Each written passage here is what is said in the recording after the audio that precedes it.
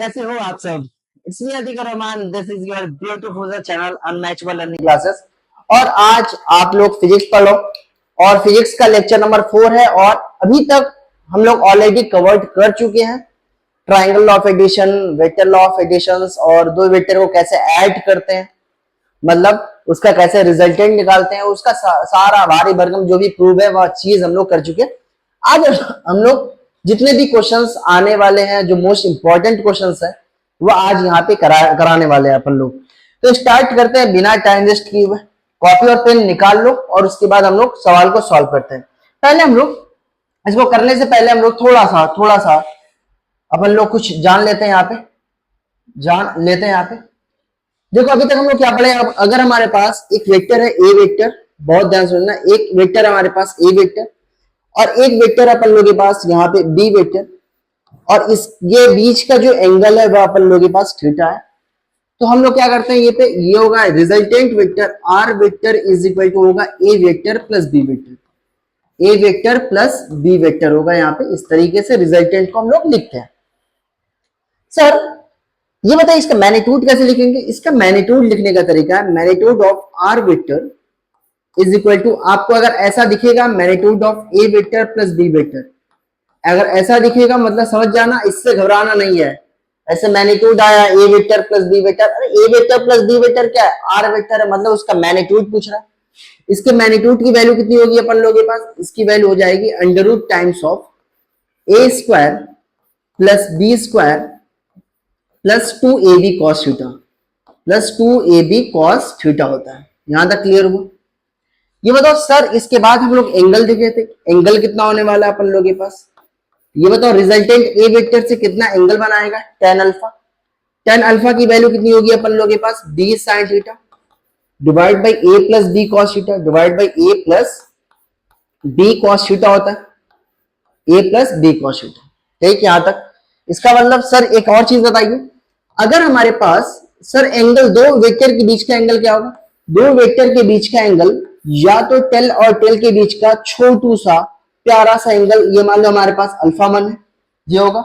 या तो दोनों हेड के बीच का एंगल, या तो दोनों हेड के बीच का एंगल मतलब ये, और ये कौन सा हमारे पास बीटा एंगल। सही मारा। तो ये होगा यहाँ पे। इस तरीके से आप बोल सकते हो कि अगर दो वेक्टर है उसका मैग्नीट्यूड आपको फाइंड करना है, उसकी वैल्यू होती है under root A square plus B square plus 2ab cos theta. tan alpha की वैल्यू होती है b sin theta divide by a plus b cos theta. What is the angle between two vectors, angle between tail to tail और head to head. यहां तक clear हुआ। इसका मतलब sir इसका प्रूफ कैसे होगा, इसका प्रूफ मैं बता दे रहा हूं एक बार। तो ये इस तरीके से करना, यहाँ पे ऐसे, और ये होगा अपन लोगों के पास रिजल्टेंट वेक्टर होगा। तो ये बताओ रिजल्टेंट वेक्टर कैसे ड्रॉ करने वालों, याद करना, पहले फर्स्ट वेक्टर का टेल और रिजल्टेंट का टेल एक साथ होना चाहिए, और लास्ट वेक्टर का हेड और रिजल्टेंट का हेड एक साथ होना चाहिए। तो आप लिख सकते हो R vector is equal to A vector और यहाँ पे अपन लोग के पास बी वेक्टर। तो हम लोग याद है कैसे करते थे, यहाँ पे अपन लोग एक परपेंडिकुलर गिराते थे ऐसे करके, और ये आता था अपन लोग के पास, कुछ आता था बी cos थीटा, और ये आता था अपन लोग के पास बी sin थीटा, और यहाँ पे अपन लोग के पास ये था 90 डिग्री और ये एंगल था अपन लोग के पास अल्फा। यहां तक क्लियर हुआ।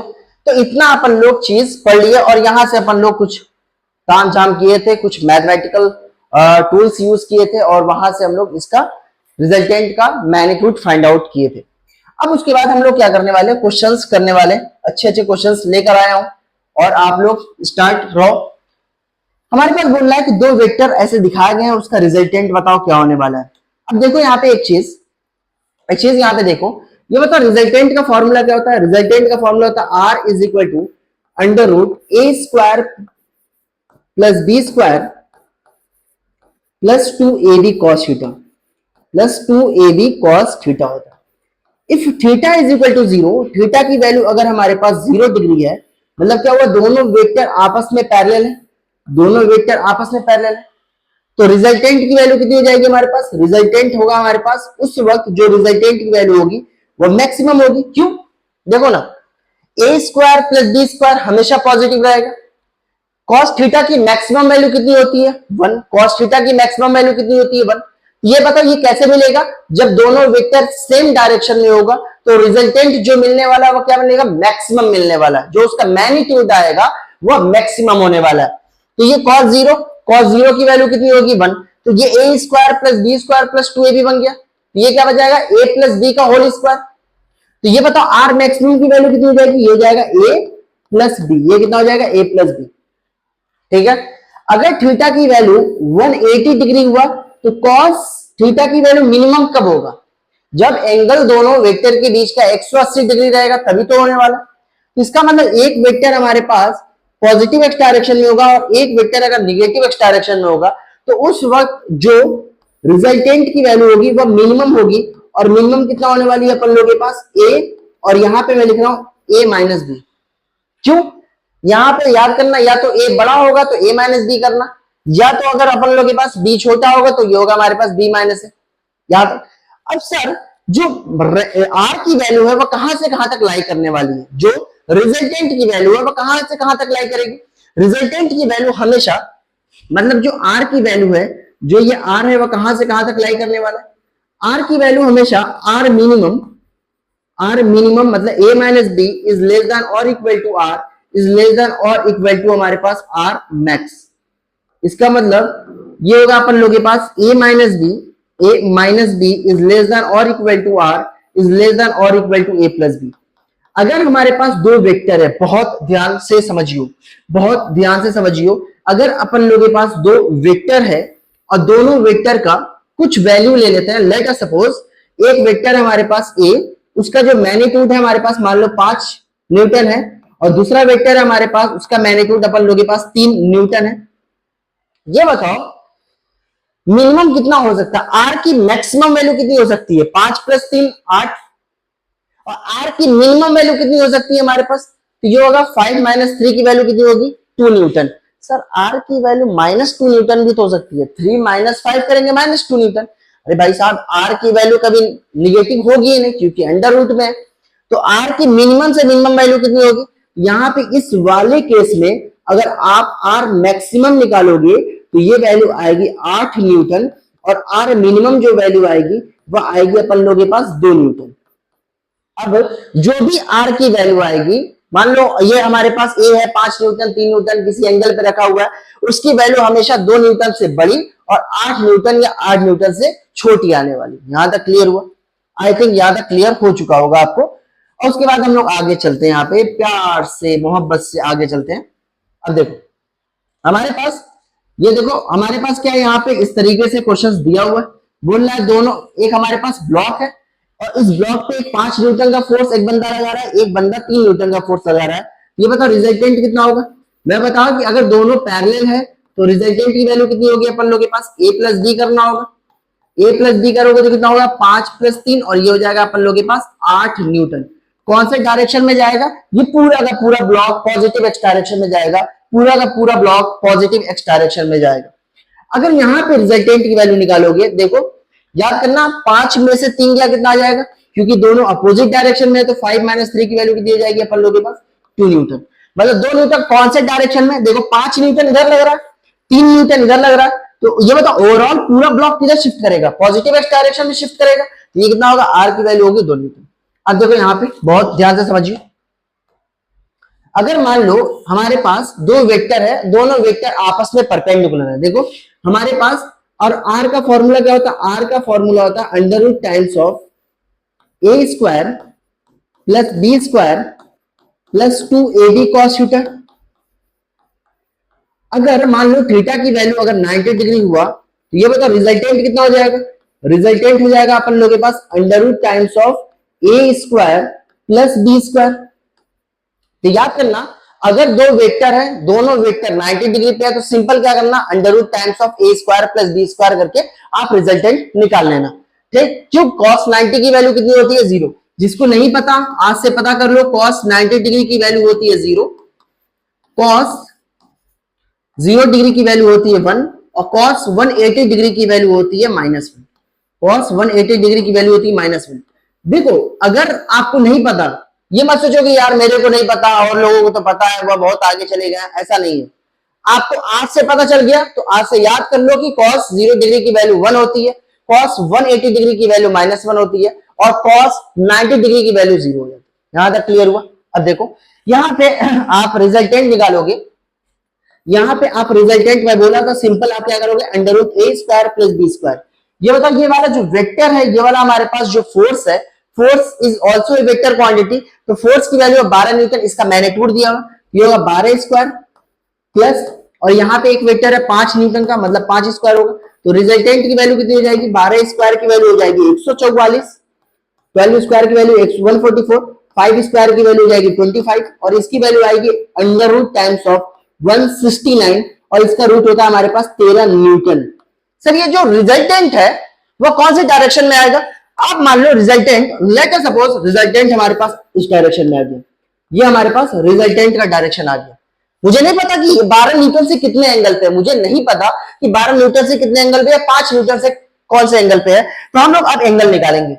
सपोज ये जो एंगल है हमारे पास, ये हमारे पास अल्फा है और ये 5 न्यूटन है, तो मैं इसको पैरेलली शिफ्ट कर सकता हूं, मुझे पता है कि पैरेलल शिफ्टिंग ऑफ वेक्टर। तो ये बताइए 12 है और ये हमारे पास 5 न्यूटन है, तो ये बताइए एक हमारे पास राइट एंगल ट्राइंगल बन रहा है। तो ये बता tan अल्फा की वैल्यू कितनी होगी, tan अल्फा की वैल्यू हो जाएगी परपेंडिकुलर बाय बेस, परपेंडिकुलर कितना है 5, बेस की वैल्यू कितनी है अपन लोगों के पास 12, यह आ जाएगा 5/12, तो अल्फा की वैल्यू यहां पे आ जाएगी, अल्फा की वैल्यू आ जाएगी tan इनवर्स, ये हो जाएगा 5/12, मतलब इतने एंगल पे है। अगर इसकी वैल्यू दिया रहेगा एग्जाम में तो आप सिंपल बोल देना इतना वैल्यू ये है हमारे पास, कितने से 12 न्यूटन से। अगर बोलेगा 5 न्यूटन से कितना होगा तो क्या करना, 90 माइनस अल्फा, यहां से कितना एंगल पे होगा तो बोलोगे 90 माइनस अल्फा। ठीक है, यहां तक क्लियर हुआ? उसके बाद नेक्स्ट क्वेश्चन पे जाते हैं। हमारे पास बोल रहा है कि दो वेक्टर है, दोनों का मैग्नीट्यूड सेम है, तो बोल रहा है कि और दोनों के बीच का जो एंगल है वो थीटा है, तो बोल रहा है कौन सा ऑप्शन इसके अंदर होने वाला है। तो ये होगा 2a cos θ/2 होगा, या 2a sin θ/2 होगा, या 2a tan θ/2 होगा, या नन ऑफ द अबव होगा। तो यहाँ पे देखो सिंपली क्या करने वाले हो यहाँ पे, अब यहाँ पे हमारे पास दो वेक्टर दिया हुआ है, अब मुझे पता है कि सॉल्यूशन किस तरीके से करेंगे यहाँ पे। अब देखो बोला क्या गया है, if two vectors have same magnitude a or a and the angle between them is theta, then find the resultant of two vectors। दोनों वेक्टर्स के बीच का रिजल्टेंट आप कैसे निकालोगे? We know the formula of resultant of two vectors, ये होगा r is equal to a² plus b² plus 2ab cos theta, 2ab cos theta। अब suppose करो a की वैल्यू हमारे पास जो मैग्नीट्यूड है ये स्मॉल a ले लो, और जो b का मैग्नीट्यूड है वह भी हमारे पास स्मॉल a ले लो, मतलब मैग्नीट्यूड ऑफ a वेक्टर भी हमारे पास a है और मैग्नीट्यूड ऑफ b वेक्टर भी a है, ये क्वेश्चंस में दिया गया है। आप क्या करने वाले हो, पुटिफिकेशन करो, r इज इक्वल टू होगा अपन लोगों के पास अंडर रूट टाइम्स ऑफ, ये होगा a² plus a² plus 2 times of a into a² और ये होगा cos थीटा।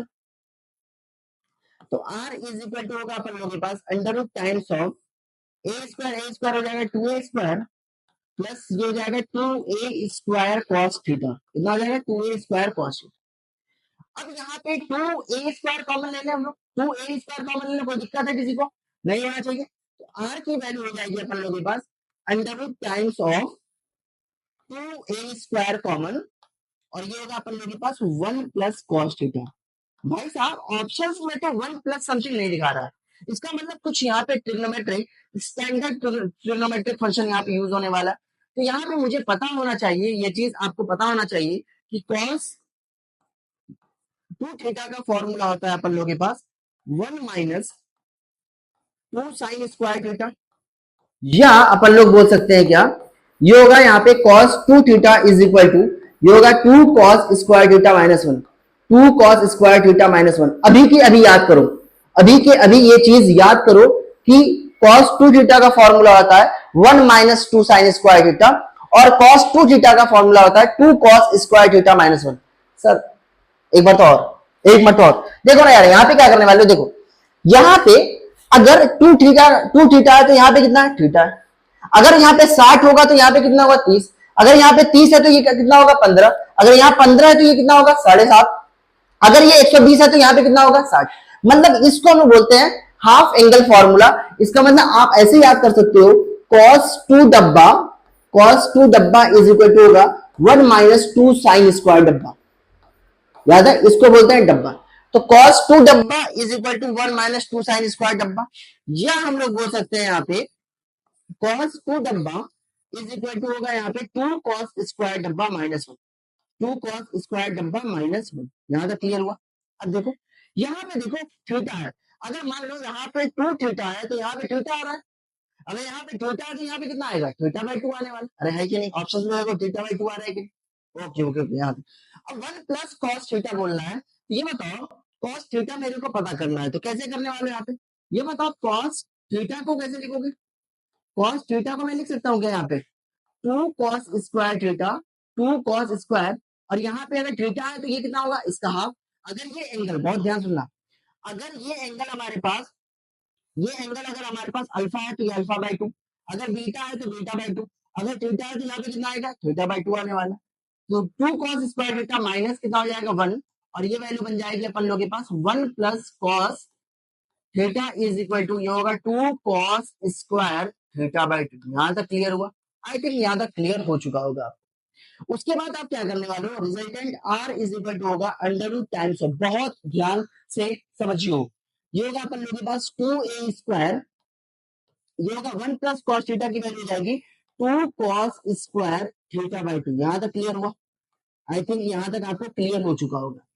अब देखो 2 इंटू 2 कितना हो जाएगा 4, 4 का अंडर रूट कितना हो जाएगा, 4 का अंडर रूट हो जाएगा 2, ए स्क्वायर की वैल्यू हो जाएगी ए, और ये value cos square theta by 2 है, तो ये कितना हो जाएगा cos थीटा बाई 2।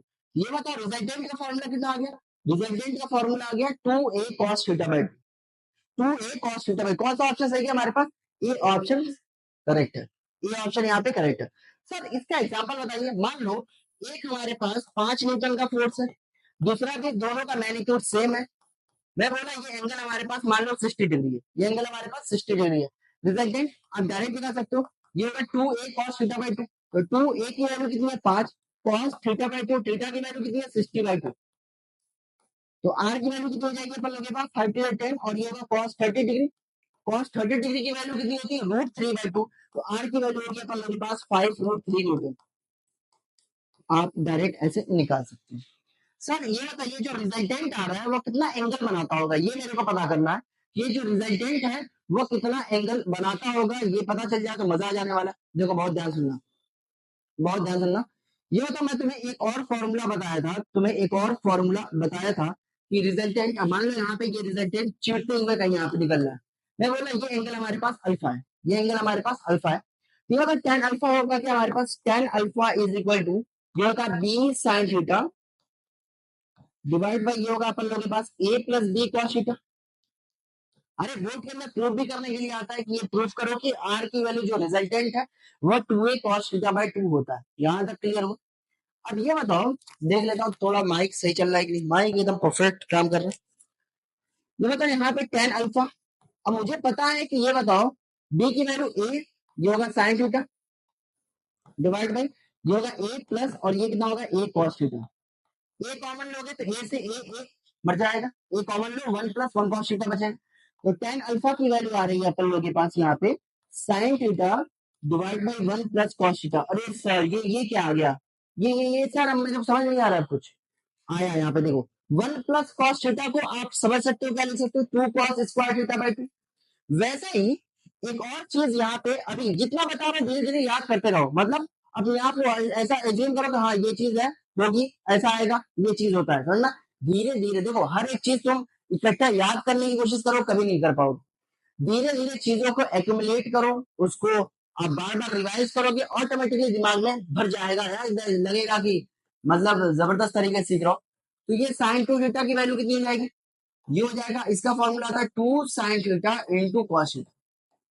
अब बहुत ध्यान सुनना, देखो साइन 2 डब्बा यहाँ पे, अगर ये एंगल 2 इंटू है तो यहाँ पे देखो 2 पहले लगा देना, sine theta into cos theta आ रहा है, मतलब अगर ये 60 है तो 30 30 आएगा, अगर 70 है तो 35 35 आने वाला है। तो इसका मतलब यहाँ पे आप लिख सकते हो tan alpha is equal to, ये मतलब जल्दी से बताओ कैसे लिखोगे, साइन थीटा रहेगा तो क्या होगा 2 sine theta by 2 into cos theta by 2 होने वाला।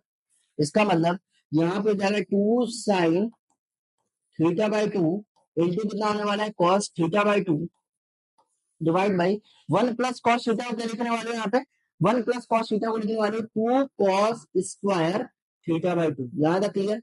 अब देखो 2 से 2 मर जाएगा कॉस थीटा से, और ये वाला मर जाएगा, क्या बचेगा tan अल्फा। और मुझे पता है कि sin theta by cos theta क्या होता है अपन लोगों के पास, tan थीटा होता है। मुझे पता है कि tan थीटा होता क्या है, tan थीटा होता है अपन लोगों के पास sin थीटा डिवाइड बाई ये कितना होगा cos थीटा होगा। ये बताओ अगर अपन लोगों के पास tan, अगर हमारे पास tan डब्बा है तो ये कितना होगा अपन लोगों के पास sin डब्बा डिवाइड में ये कितना होने वाला है cos डब्बा। बहुत ध्यान सुनो, यहाँ पे देखो क्या है, sin डब्बा के अंदर क्या है थीटा बाई 2, cos डब्बा डब्बा के अंदर थीटा बाई 2, मतलब दोनों वैल्यू सेम है। ये बताओ tan अल्फा किसके बराबर होगा, tan alpha is equal to हो जाएगा अपन लोगों के पास tan थीटा बाई 2। इसका मतलब ये दोनों वैल्यू कब बराबर हो सकती है, जब ये अल्फा की वैल्यू किसके बराबर हो, थीटा बाई 2 के बराबर हो। इसका मतलब ये तो सर एंगल बाइसेक्टर दिख रहा है। हाँ, इसका मतलब याद करना कि अगर दो वेक्टर हैं दोनों का मैग्नीट्यूड सेम है तो रिजल्टेंट का फॉर्मूला क्या होता है, 2a cos थीटा बाई 2 होता है। और रिजल्टेंट रिजल्टेंट क्या होगा, रिजल्टेंट चीरते फाड़ते हुए इक्वल बाइसेक्टर होने वाला हमारे पास। हो गया, चल रहा है ना, ओके। तो ये बता यहाँ पे अपन लोगों के पास अल्फा की वैल्यू कितनी हो जाएगी, थीटा बाई 2, मतलब थीटा की वैल्यू अगर 30 है तो अल्फा की वैल्यू 15, थीटा की वैल्यू 60 तो अल्फा की वैल्यू 30, थीटा की वैल्यू 50 तो अल्फा की वैल्यू 25। इसका मतलब एंगल बाइसेक्ट है। इसका मतलब ये हुआ सर ये हुआ, यहाँ पे थोड़ा सा मैं और आगे दिखाऊं। सर ये हुआ कि इसका मतलब अगर हमारे पास ये अगर 5 न्यूटन का फोर्स है और ये भी एक हमारे पास 5 न्यूटन का फोर्स है और दोनों के बीच का एंगल 30 डिग्री है, तो रिजल्टेंट आप डायरेक्ट बता सकते हो कितने एंगल पे होने वाला है, 15 डिग्री एंगल पे होने वाला है। मान लो एक सर हमारे पास 60 डिग्री एंगल पे है और ये 10 न्यूटन का फोर्स है और ये 10 न्यूटन का फोर्स है, ये बताओ सर रिजल्टेंट कितने एंगल पे होगा, 30 डिग्री पे होने वाला है। और रिजल्टेंट का फॉर्मूला क्या होगा, 2a cos थीटा बाई 2।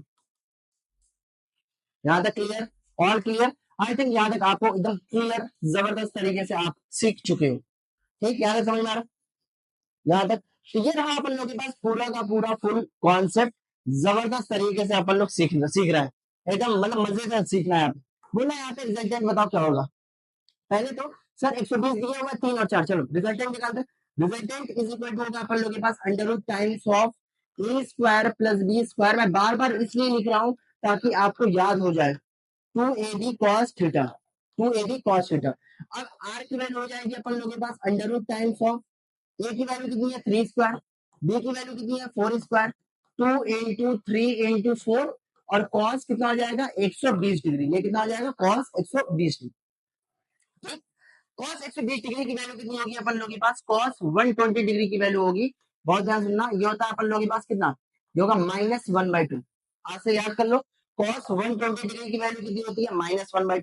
तो आर की वैल्यू हो जाएगी अपन लोगों के पास 3 स्क्वायर हो जाएगा 9, 4 स्क्वायर हो जाएगा 16, और ये होगा -2 इंटू 3 इंटू 4, और cos 120 डिग्री की वैल्यू -1/2, तो माइनस मैं ऑलरेडी ले चुका हूँ तो 2 से 2 मर जाएगा, 16 9 25, और 25 में से 12 गया कितना आने वाला है, 25 में से 12 गया 25 -12, और ये वैल्यू आ जाएगी अपन लोगों के पास 5 में से 2 गया 3, 2 में से 1 13, अंडर रूट 13। एकदम खुश मस्त आराम से। गलत, ऐसा नहीं होगा, ऐसा नहीं होगा, क्योंकि मैं बताया था थीटा क्या होगा, एंगल बिटवीन टू वेक्टर्स। दो वेक्टर्स के बीच का एंगल का मतलब हो गया या तो टेल और टेल के बीच का एंगल हो, या तो हेड और हेड के बीच का एंगल हो। याद करना, अगर सवाल कुछ ऐसा आएगा, सवाल कुछ ऐसा आएगा, अगर ये एंगल कुछ दिया रहेगा, ये एंगल नहीं होता है। दो एंगल, दो वेक्टर के बीच का एंगल ये होता है, ये होता है अपन लोग के पास थीटा, ये नहीं होता है। क्यों सर, ऐसा क्यों, देखो यहाँ पे अगर अपन लोग के पास ये वेक्टर ऐसा है और ये वेक्टर ऐसा है, तो ये मतलब यहाँ पे तो हेड और टेल के बीच का एंगल, तो आप इसको शिफ्ट करा, पहले आगे शिफ्ट करा तो हेड और हेड आगे मिला, ये जो एंगल होगा इसी को बोलते हैं हम लोग एंगल बिटवीन टू वेक्टर्स। तो इसका मतलब सर थीटा की वैल्यू कितनी होगी 120 डिग्री, थीटा की वैल्यू यहाँ पे 120 नहीं, थीटा की वैल्यू कितनी हो जाएगी अपन लोग के पास 60 डिग्री रखो, और ये वैल्यू आने वाली है आपके पास r is equal to under root times of, ये होगा कितना है 3 square 3 square plus 4 square plus 2 into 3 into 4, और ये होगा अपन लोग के पास cos 60 डिग्री। cos 60 डिग्री की वैल्यू सर माइनस और प्लस में फर्क, सर सिर्फ माइनस और प्लस के फर्क से बहुत सारा नुकसान हो सकता है आपका। आपका 4 मार्क्स नेट के अंदर गया, अब 10,000 रैंक पीछे हो गए, आप 10,000 रैंक पीछे हो गए, और घर वाले बोलेंगे भाई साहब दया जी, घर वाले ताना देंगे कि क्या कर रहे थे इतने दिन से, कंसंट्रेशन पावर फोकस कहाँ था तुम्हारा, कोई लड़की वड़की तो नहीं थी जिंदगी में, तो अगर नहीं तब भी नहीं मानेंगे। याद करना एक चीज, एक मेरी बात मानो कि मान लो सपोज करो कि तुम तैयारी किए, दो बंदे हैं दोनों तैयारी कर रहे हो, एक बंदा है अपन लोगों के पास ए और दूसरा बंदा है अपन लोगों के पास बी। और मान लो चलो हमारे पास दो दो लड़का है, मान लो अपन लोगों के पास उसका नाम दे दिया जाए, एक लड़का का नाम है मुनीब और दूसरे लड़की का नाम है हमारे पास, लड़की का नाम मान लो प्रिया है, एक है मुनीब और दूसरा है अपन लोगों के पास प्रिया। मान लो मुनीब नीट की तैयारी भी कर रहा है, प्रिया भी नीट की तैयारी कर रही है और दोनों एक जगह तुम्हारे पास एक हॉस्टल के नजदीक रह रहे हैं। अब क्या हुआ कि मुनीब जो है वह गया अपन लोगों के पास, नीट की पूरी तैयारी मुनीब कर रहा है, पूरा एकदम झकास तरीके से हो गया तैयारी। प्रिया बोली मेरी भी तैयारी नहीं हुई है, मेरी ऑलमोस्ट हो चुकी है। तो उसके बाद मान लो एग्जाम दिया गया, एकदम दोनों आए मस्त घर पे बोल रहे हैं कि यार मेरी तैयारी एकदम जबरदस्त तरीके से हो गई थी और अच्छा पेपर गया। और प्रिया का आ गया 720 में से 710 मार्क्स, और मुनीब भाई लटक गया 360 मार्क्स पे। तो इसका मतलब प्रिया अगर कुछ गलत भी करी होंगी या प्रिया तुम्हारे पास घूम रही होंगी या कुछ भी, अब प्रिया का जो तुम्हारे पास जो प्रिया है वह सबके नजर में एकदम तुम्हारे पास सुपेरियर हो गई होगी, मुनीर घर में तुम्हारे पास बेल्ट टू बेल्ट खा रहे होंगे, है कि नहीं? समझ रहा है? तो आप सक्सेस पाने के बाद क्या कर रहे हो कोई नहीं पूछता, अगर सक्सेस नहीं पाए और उसके बाद जहां तुम थोड़ा सा कोई देख लिया इधर उधर करते हुए, लड़की मान लो हजरत अली लेके लेकर गए तुम्हारे पास टहलाने, कॉफी कॉफी पी रहे हो तुम, तो अगर कोई देख लिया तो बोलेंगे सर नालायक यही यही तो कर रहा था, समझ रहा है? तो उसके अम्मा अब्बा को चढ़ाया जाएगा, उसके पूरे फैमिली को चढ़ाया जाएगा, गाली सुनेगा बेचारा दिन भर रात भर ठोंठ खाएगा। तो इसीलिए वक्त है पढ़ लो बाबू, सीधे सीधे डायरेक्शन में, और जो क्वेश्चंस करा रहा हूँ वो करते रहो। चलो आओ यहाँ पे।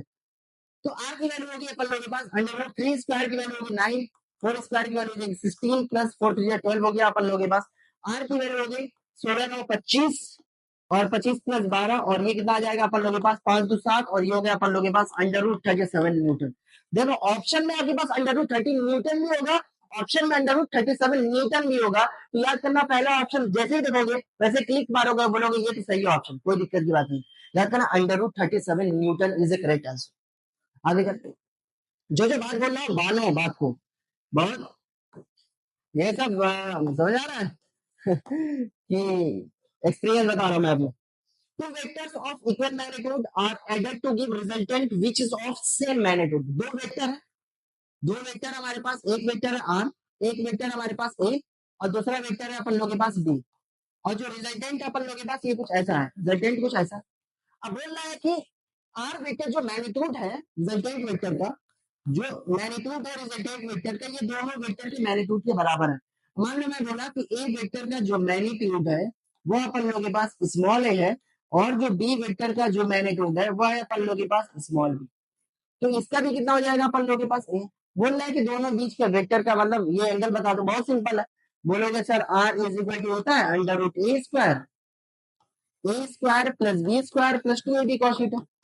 अरे अब तो याद हो गया ना, अब तो याद हो ही गया होगा। आर की वैल्यू है ए इज इक्वल टू स्क्वायर कर ले, स्क्वायर कर लेंगे तो ए स्क्वायर हो जाएगा, ये होगा ए स्क्वायर प्लस 2a इंटू ए स्क्वायर cos थीटा। अब यहाँ पे देखो ए स्क्वायर से ए स्क्वायर मरेगा, ए स्क्वायर से ए स्क्वायर मरेगा और ये क्या बचेगा अपन लोगों के पास 1 0 इज इक्वल टू, ये होगा अपन लोगों के पास ए स्क्वायर कॉमन लो, ये बनेगा 1 plus 2 cos theta, 1 plus 2 cos theta हो जाएगा। ठीक, ए स्क्वायर तो जीरो हो नहीं सकता, होगा तो ये वाला टर्म, इसका मतलब 1 प्लस 2 cos थीटा, ये मतलब दो नंबर का प्रोडक्ट अगर जीरो आ रहा है या तो ये नंबर जीरो होगा या तो ये जीरो होगा या तो दोनों जीरो होगा, ये तो जीरो हो नहीं सकता, कुछ ना कुछ उसका वैल्यू होगा अपन लोगों के पास। ये बताओ 2 cos थीटा की वैल्यू कितनी होगी अपन लोगों के पास -1, तो cos थीटा की वैल्यू कितनी होने वाली है अपन लोगों के पास -1/2। ये बताओ कौन से एंगल पे cos थीटा की वैल्यू -1/2 है, मैं बोला था याद कर लो, थीटा की वैल्यू कितनी होने वाली है अपन लोगों के पास 120 डिग्री, मतलब दोनों के बीच का एंगल कितना है 120 डिग्री। मतलब ये वेक्टर कैसे बनने वाला है, ये वेक्टर मान लो एक वेक्टर ऐसा है ए वेक्टर ऐसा है, दूसरा वेक्टर क्या होगा यहां से 120 डिग्री पे, यहां से 120 डिग्री पे कैसा, ये यहां पे ये 120 डिग्री और ये अपन लोगों के पास आ जाएगा रिजल्टेंट वेक्टर। समझ में आ रहा है? ऐसे बनाते हैं, क्लियर। उसके बाद आगे चलते हैं, यहाँ पे बोल रहा है कि यहाँ पे देखो बोल रहा है the sum of magnitude of two forces acting at a point is 16 newton. दो फोर्सेस का सम कितना है? 16 न्यूटन है। बोल रहा है रिजल्टेंट फोर्स का जो रिजल्टेंट फोर्स है वो कितना है अपन लोगों के पास? 8 न्यूटन है। अब बोल रहा है जो रिजल्टेंट है वो किसके परपेंडिकुलर है? जो स्मॉलर फोर्स है। लेट अस एज्यूम, देखो कैसे बनाते हैं फिगर को, फिगर को कैसे ड्रॉ करेंगे ये इंपॉर्टेंट है। सॉल्यूशन देखो यहाँ पे, सॉल्यूशन देखो यहाँ पे, बहुत ध्यान से सुनना। सॉल्यूशन देखते हैं यहाँ पे क्या बोल रहा है। हमारे पास एक फोर्स होगा, जाहिर सी बात है। अब स्मॉलर फोर्स बोल दिया तो इसका मतलब दोनों फोर्स तो बराबर है नहीं। मान लो एक फोर्स है हमारे पास ये, इस फोर्स का नाम देते F1 और दूसरा फोर्स होगा अपन लोगों के पास F2। ये बता F2 फोर्स ऐसे होना चाहिए या F2 फोर्स ऐसा होना चाहिए कि या F2 फोर्स ऐसा होना चाहिए? कैसा होना चाहिए सर? ऐसा भी तो हो सकता है, ऐसा नहीं है। याद करना जो रिजल्टेंट होगा वो कहीं ना कहीं इसके बीच में आएगा।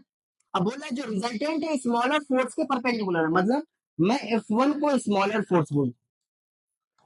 F1 क्या है अपन लोगों के पास? स्मॉलर फोर्स है।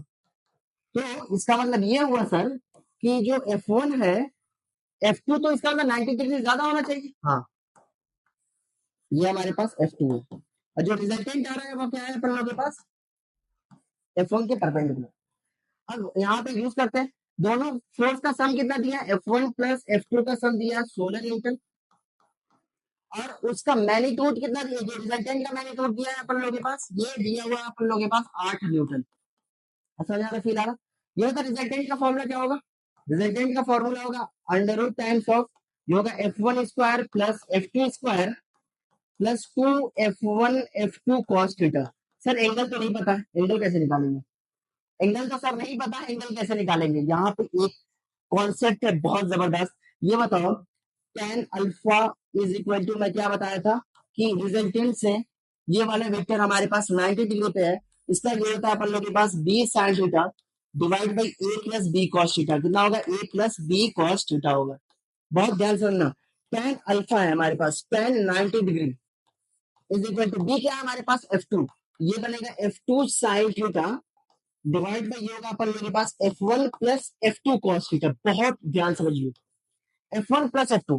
टेन 90 की वैल्यू होती है इंफिनिटी, टेन 90 की वैल्यू होती है हमारे पास, फिजिक्स में बोलना इंफिनिटी, इसकी वैल्यू होती है हमारे पास इंफिनिटी। इंफिनिटी ये मतलब 1/0 की वैल्यू कितना टेंड करती है? इंफिनिटी को। इसका मतलब जो नीचे वाला टर्म है हमारे पास, डिनोमिनेटर वाला टर्म, ये 0 होगा तभी तो टेन 90 की वैल्यू इंफिनिटी आएगी। इसका मतलब F1 plus F2 cos theta की वैल्यू कितनी होनी चाहिए? 0 होनी चाहिए।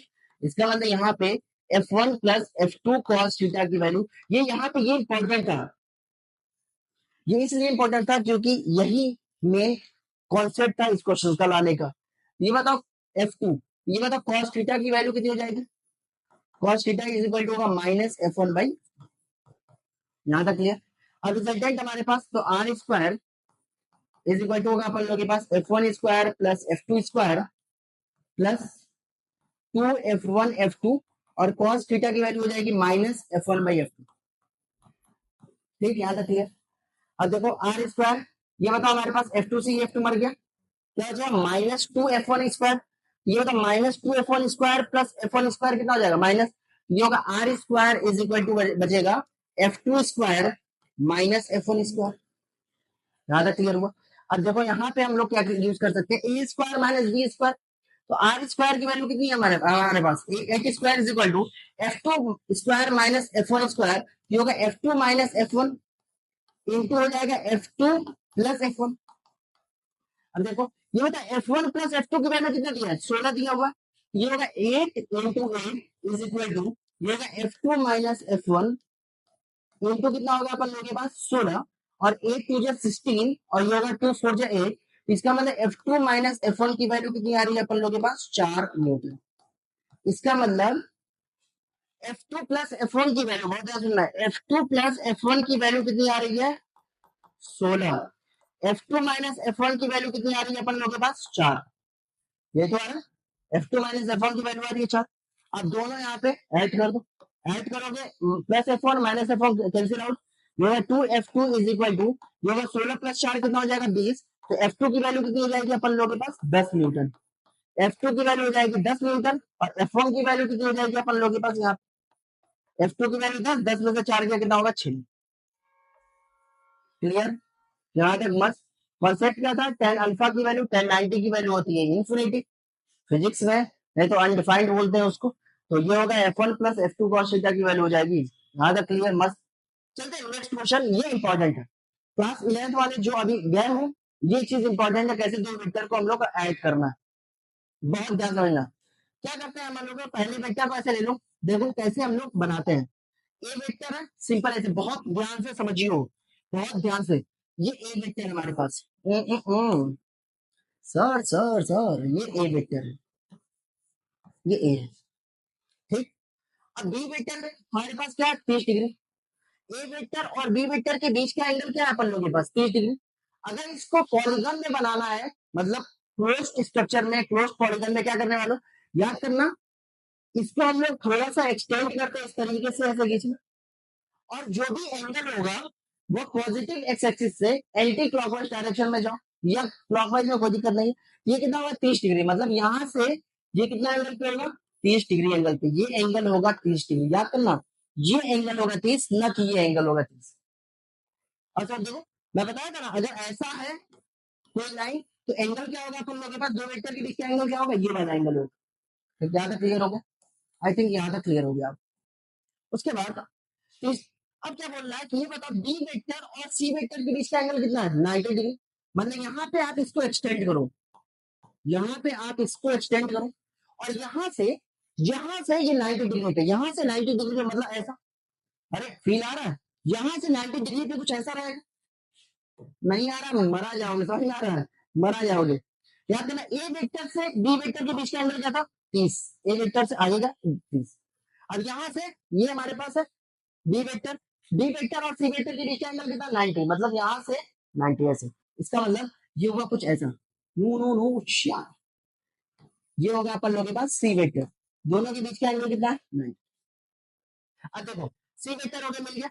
अब सी वेक्टर और डी वेक्टर के बीच का एंगल कितना है, 60 डिग्री। कहां से, यहाँ से, रो। अब यहाँ से 60 डिग्री, 60 डिग्री का मतलब ये कहीं यहाँ पे आएगा। ये होगा ए बी, ये होगा बी, ये होगा सी, और ये एंगल कितना है अपन लोगों के पास, 60 डिग्री होने वाला। और ये होगा अपन लोगों के पास डी। समझ आ रहा है? अरे फील आ रहा है कि नहीं, इतना आ रहा है यार, इतना खूबसूरत बनाया हो, कुछ तो तारीफ वारीफ करो। अब क्या करने वाले हैं यहाँ पे, बहुत इंपॉर्टेंट सवाल। ये ए वेक्टर हो गया, ये बी वेक्टर हो गया, ये सी वेक्टर हो गया, ये डी वेक्टर हो गया। अब देखो, ये हमारे पास रिजल्टेंट कैसे निकालोगे, रिजल्टेंट का एक ही कॉन्सेप्ट है, रिजल्टेंट का टेल और फर्स्ट वेक्टर का टेल एक साथ, और जो रिजल्टेंट का जो हमारे पास लास्ट वेक्टर होगा उसका हेड और रिजल्टेंट का हेड एक साथ, और ऐसे प्यार से मिला दो, और ये बन जाएगा अपन लोगों के पास आर वेक्टर।